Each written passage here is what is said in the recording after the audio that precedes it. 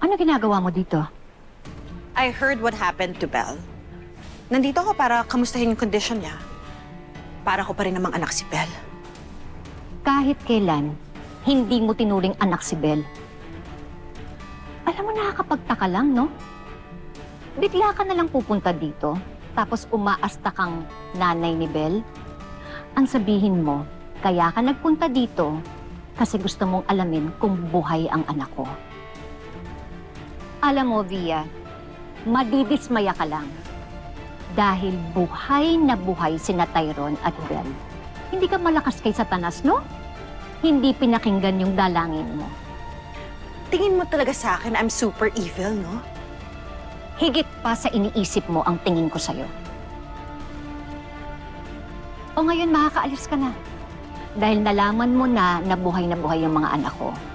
At hindi ako papayag na makalapit ka pa sa kanila. Umalis ka na!